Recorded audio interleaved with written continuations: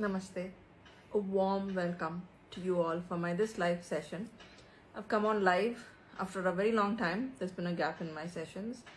I was caught up with my duties at home and I couldn't come live. Hope you all are doing fine.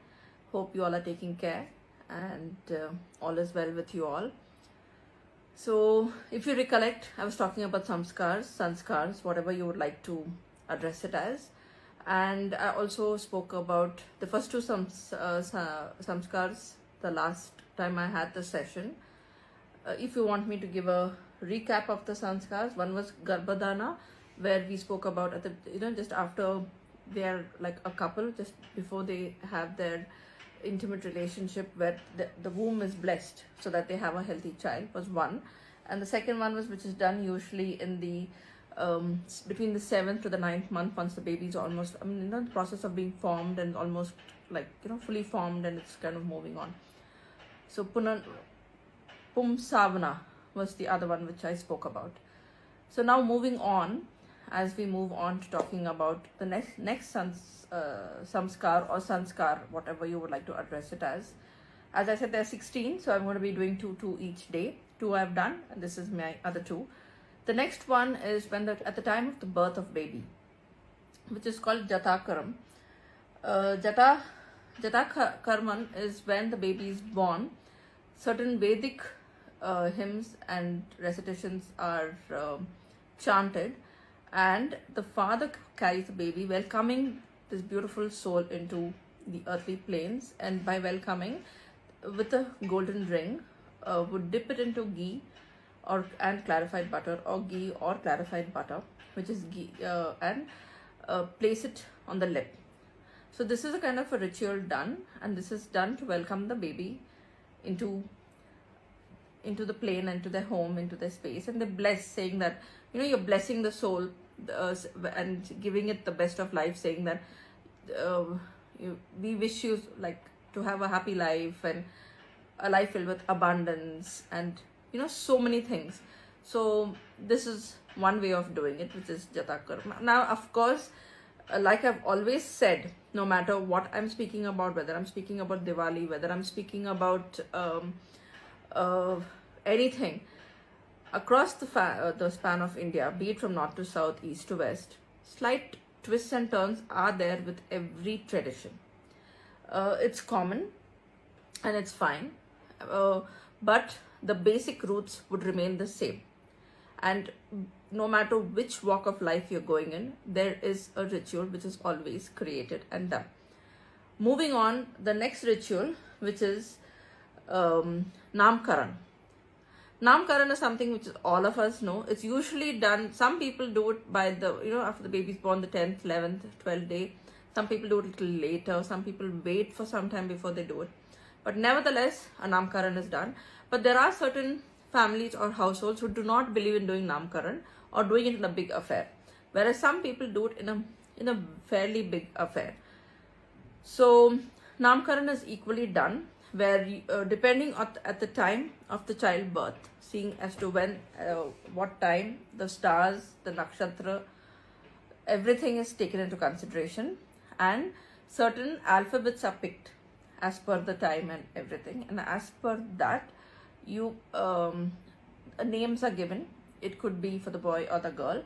They usually take out names which is quite powerful, connected to deities, connected to various aspects. So Namkaran is an important aspect, and it's done. Some people do it. I'm sorry, there's a flight going by and I'm just slowing down my talk.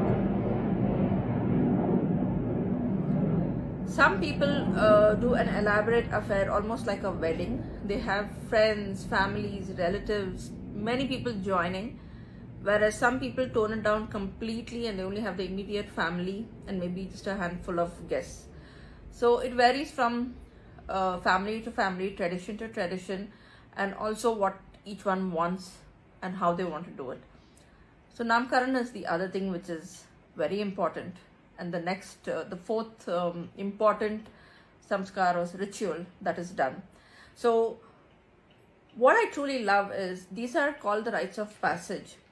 And of course, I'm going to be repeating this every time I'm going to be speaking, but nevertheless, so when I'm speaking of rites of passage and when I'm speaking about it in these terminologies, what really impresses me is the same rites of passage is also done in shamanism.